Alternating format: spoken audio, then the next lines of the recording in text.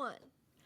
Hi guys, welcome back to Consuming Crime with Jules. It's your host, Jules here. It's been a while. Without harping too much on the details as to why I've been gone, unless you guys really want to know, then I'll tell you. Today, I would like to talk about this story of Gypsy Rose Blanchard. I know I'm really jumping into it. So, coming back to podcasting about true crime. Number one, it's not the most fun thing to talk about. It's actually really draining, as I would imagine it would be, talking about this kind of stuff. I think a lot of it too is it caused me, I like how I was like, oh, maybe if you ask, and I'm telling you, it just caused me to be more paranoid when I'm walking the streets. And I think there's always a certain level of awareness that we should have out alone as women, and men sometimes, but mostly women. But yeah, so that's why I stopped. But I'm seeing people are listening and tuning in, and I'm like, you know what, maybe I should just come back and maybe try a new format, and yeah, go from there. So today I wanted to start this new season talking about Gypsy Rose Blanchard. She's been on the news lately quite a bit on social media as well, because she's famous now. She is. And I'm not one for glamorizing serial killers and talking about how they grew up and why they are the way that they are. But I do think that there is a distinct difference between murder out of survival versus murder out of you're just being evil. I did talk about it briefly on my Cheeseman Chill Pop Culture podcast, but there's a difference between Gypsy Rose and Wade Wilson. If you don't know Wade Wilson, I will cover him in another episode, but he randomly woke up one day and decided, I'm going to brutally murder 2 women. One of them I'm going to hit with my car until you can't even identify her anymore. I would much rather hang out, if I had to choose, everybody in the world would choose to hang out with Gypsy Rose because I don't think she's a threat to society. However, there were obviously other options to killing her mother, and okay, we'll get into it. We will get into it. Okay, I just wanted to say, as far as my opinion on glamorizing serial killers, for me personally, there is that difference. Killing out of what you personally feel you need to do to survive, even if other people don't agree, versus what you're doing because you're evil. Okay? Now that we have that covered, I'm gonna read this biography written by Sarah Kettler on biography.com. This is called The Story of Gypsy Rose Blanchard and Her Mother. Okay? So, in summary, Gypsy Rose Blanchard's mother, Dee Dee, falsely claimed her daughter was suffering from different illnesses until Gypsy arranged for her boyfriend to kill her mother in 2015. Why did I feel like this story was much older? Okay. Gypsy Rose Blanchard grew up with her mother, Dee Dee Blanchard, making claims about her health that resulted in a series of dire diagnoses and medical interventions. However, Gypsy wasn't actually unwell. Her mother had been lying about her symptoms. Experts believe Dee Dee's behavior stemmed from a mental disorder, Munchausen syndrome by proxy. Because Dee Dee wanted to be a caretaker, she feigned and induced illnesses in her daughter. So let's get into a little more detail about Munchausen by proxy, okay? So there's Munchausen disease, also known as fictitious disorder, where you fake your own illnesses and you either fully fake them or you give yourself medication to induce symptoms of a disease in order to garner sympathy or attention from others. There's also Munchausen's by proxy, or fictitious disorder imposed by another, where you put all of those illnesses on another person on purpose and just to gain that attention of being the caretaker of that person. So, let's get into I don't think a lot of people understand the extent that Dee Dee had with this disease, okay? So let's read into it. Dee Dee began pretending that Gypsy had different illnesses when Gypsy was a baby. Some of this I haven't learned either, so Bear with me as we read. Gypsy, who was born in 1991, was a baby when Dee Dee claimed her daughter had sleep apnea. So Gypsy is now 33. I just wanted to do that math really quick. When Gypsy was 8 years old, Dee Dee described her as suffering from leukemia and muscular dystrophy and said she required a wheelchair and a feeding tube. So leukemia, for those that don't know, is a group of blood cancers that start in the bone marrow and cause the production of abnormal blood cells. So muscular dystrophy, what is that? Some of this stuff I don't know either, so I'm just Googling it. A group of genetic diseases that cause skeletal muscles to gradually weaken and break down over time. Oh. Okay, so she required a wheelchair and a feeding tube. The list of medical problems that Dee Dee related about her daughter would go on to include seizures, asthma, and hearing and visual impairments. Due to Dee Dee's actions, Gypsy was prescribed a litany, I don't know if I'm saying that word right, of medications and had to sleep using a breathing machine.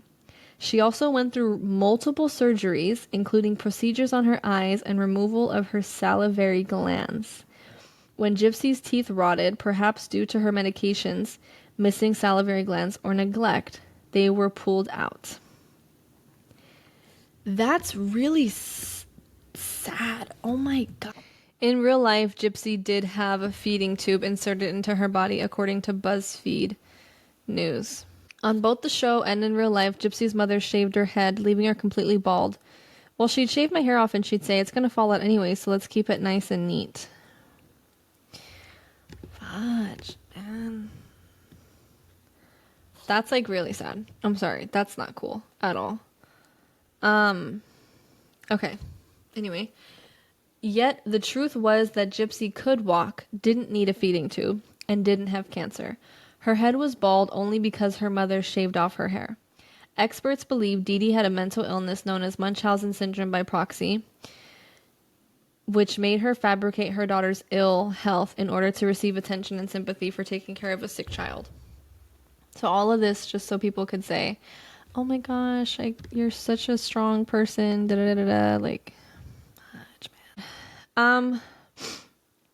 Medical tests often showed inconclusive or contradictory results regarding Gypsy's diagnoses, but Dee Dee would stop seeing any doctors who questioned her daughter's ailments, and many caregivers went along with what Dee Dee wanted. She'd had some nurses training so she could accurately describe symptoms, and she sometimes gave Gypsy medication to mimic certain conditions. Dee Dee also was charming and seemed devoted to her daughter. When Gypsy was old enough to talk, Dee Dee instructed her not to volunteer information during their appointments. She was always the one relating Gypsy's fake medical history. Dee Dee told Gypsy's father, Rod Blanchard, that their daughter had a chromosomal disorder that led to her many health issues. He complimented Dee Dee for her devoted care. When some of Dee Dee's family noticed that Gypsy didn't seem to need a wheelchair and asked questions, Dee Dee and Gypsy moved away. Also, one thing that Gypsy Rose had said recently in an interview was that, because they asked her, like, were you in contact with your dad? And she had let them know, like, no, I wasn't allowed to talk to him, but my mom would message him as if she was me to make it seem like everything was okay. Oh my God.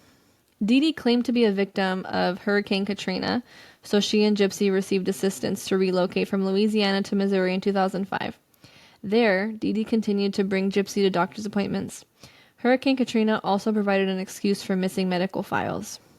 Even when Gypsy was a teenager, Dee Dee still claimed she was sick and began to lie about Gypsy's age. In 2008, Gypsy and Dee Dee moved into a new home in Springfield, Missouri, built by Habitat for Humanity. It was painted pink and had a wheelchair ramp. They also received benefits that included charity-sponsored visits and concerts at SeaWorld. All along, Dee Dee continued to bask in the attention she received for being a devoted caretaker. When Gypsy was 14, she saw a neurologist in Missouri who came to believe she was a victim of Munchausen syndrome by proxy. However, this doctor never reported her case to authorities. In later interviews, he stated his belief that there was not enough evidence to act. I wonder if he had access to the evidence we have now. Well, I don't know if it's evidence, but I don't know. Anyway, in 2009, an anonymous report was made to authorities stating that Dee Dee's accounts of Gypsy's ailments had no medical basis. This resulted in 2 caseworkers visiting their home, but Dee Dee convinced them there was nothing wrong. As Gypsy grew older, Dee Dee began to lie about her age, going so far as to alter the dates on Gypsy's birth certificate to make her daughter seem younger. But Gypsy was still becoming harder for Dee Dee to control. You guys. Also, hate seeing the comments that are like, she should have just stood up and been like, look, I can walk. And, you know, it's like, when you guys have to understand the connection that a child has to their parent is often very blind. And as much as maybe this person is abusing us or mistreating us or neglecting us, we still, as children and even teenagers, have this desire to gain our parents' approval, right? And sometimes the abuse teeters into where a child or a teenager is like, you know what, forget this, I don't need this. But you're assuming that children are born knowing that they deserve better. And I'm going to tell you right now, they don't. Children believe what they are raised to believe. And if she wasn't allowed to go out and learn new things and be taught that she deserved better, then she's not going to think any better. She's not going to know any better. Okay? So the comments about she could have just got up, or they're tone deaf. Okay? I'm going to repeat the last sentence to remind you guys, but Gypsy was still becoming harder for Dee Dee to control. In 2011, Gypsy tried to get away from her mother by running away with a man she'd met at a science fiction convention, but Dee Dee soon tracked them down via mutual friends. She convinced the man that Gypsy was a minor, though she was actually 19 at the time. According to Gypsy, Dee Dee smashed her computer and physically restrained her to her bed after they returned home. Gypsy had also stated that her mother would sometimes hit her and deny her food. Gypsy eventually managed to get back online. She joined a Christian dating site where she met Nicholas Godejohn. A Christian dating site is where she met this man? Oh, you could have fooled me. Oh my gosh. She told him the truth about her mother's actions and ended up asking him to kill Dee Dee so they could be together. In June of 2015, he came to her house and stabbed Dee Dee while Gypsy waited, ears covered, in the bathroom. Wow. Gypsy and Godejohn returned to his home in Wisconsin, where they were found by police. Gypsy had twice posted to the Facebook account she shared with her mother, once writing that B is dead. That's a little messed up, Gypsy. I gotta tell you. She later explained she made the post because she wanted her mother's body to be discovered. I don't know that I buy that. But anyway, yeah. Maybe we don't solve evil with evil, but let's continue. After Dee Dee's murder, many people who'd known Gypsy wondered why she had gone so far as to kill her. Since she could walk, she simply could have exposed Dee Dee's lies by standing up in public. There it is. Yet Gypsy had been conditioned to think no one would believe her. That's another thing, is her mom was saying, like, no one's gonna believe you. And, like, why wouldn't you believe your caretaker? Like, when I was a kid, whatever my mom said was like gold. Like, I just believed it. It's not smart, but that's just what you know because you're a kid. And granted, she was a teenager, but she was also a heavily sheltered teenager, which means she was basically a kid. She explained, I couldn't just jump out of the wheelchair because I was afraid and I didn't know what my mother would do. I didn't have anyone to trust. Didn't I say that? Didn't I say that? The fact was that Gypsy had spent her entire life being controlled and monitored by her mother. She wasn't allowed to go to school. Although Gypsy was of normal intelligence, Dee Dee told everyone her daughter had a mental age of 7. When they were out in public, Dee Dee constantly held Gypsy's hand, squeezing it when she wanted her daughter to be quiet.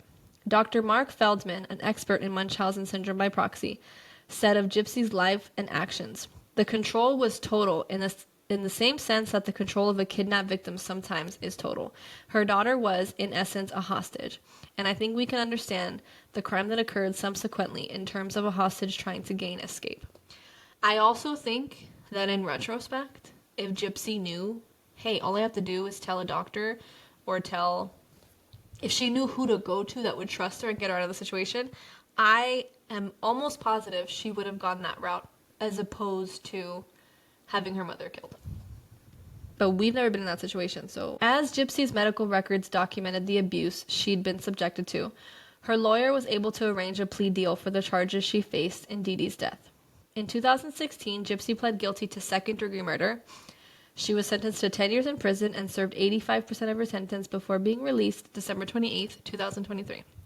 Godejohn was found guilty of first-degree murder in 2018 and was sentenced to life in prison. And they met on a Christian dating website, which is bananas to me, because, the way that he was like, okay, you want me to kill her? Okay, got it, cool, let's go. He would have killed somebody eventually. There's no way you're that enamored by this girl you met online that you go and just kill her mom. You're not that in love. You're just... Gypsy said she enjoyed more freedom in prison than in the life she shared with Dee Dee. However, when asked by Dr. Phil if she was glad her mother was dead, she stated, "I'm glad that I'm out of that situation, but I'm not happy she's dead." What did I say? What did I say? I'm telling you.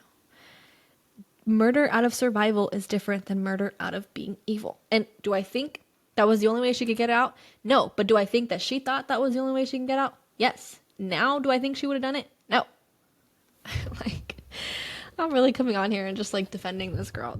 For the situation she was in, oh my God, it was just crazy and unheard of, Munchausen, excuse you.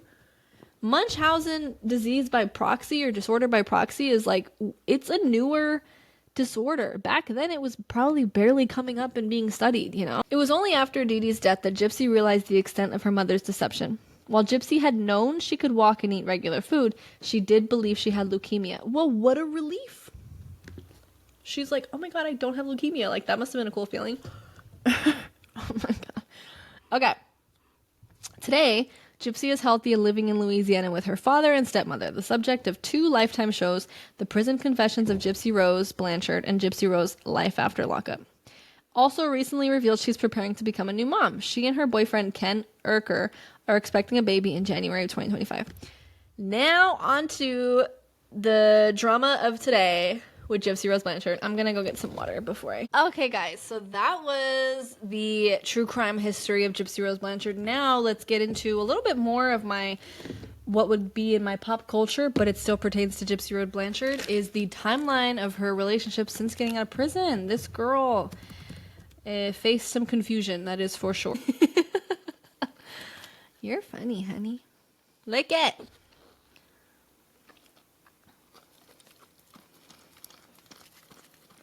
Is this ASMR?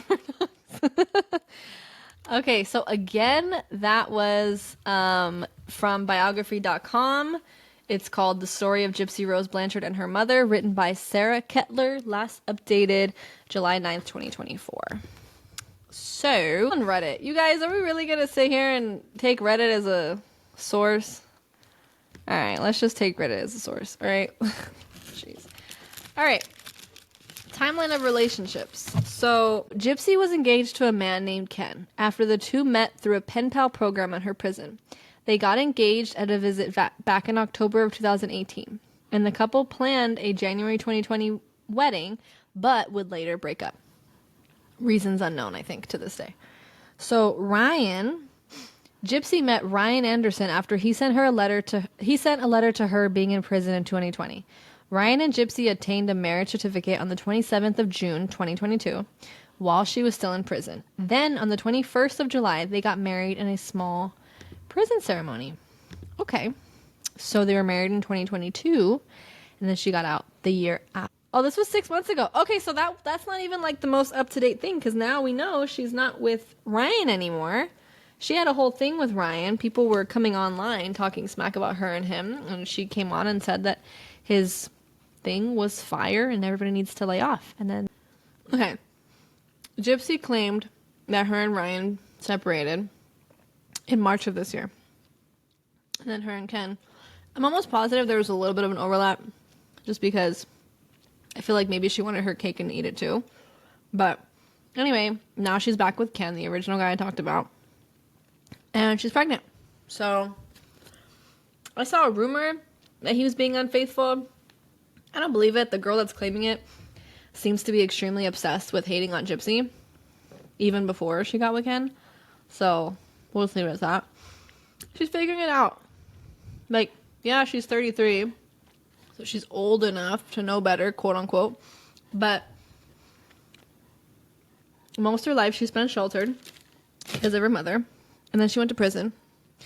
So if she starts behaving the way somebody would in high school, it really shouldn't surprise anybody. I understand it. She probably won't act like she's 33 till she's 43. She'll learn. She will learn. Anyway, that's it for today, guys. Thank you so much for consuming crime with me today. If you want some more pop culture vibes and less serious, head over to Chisme and Chill. It's my new podcast. And, yeah, you'll hear from me next week. Bye.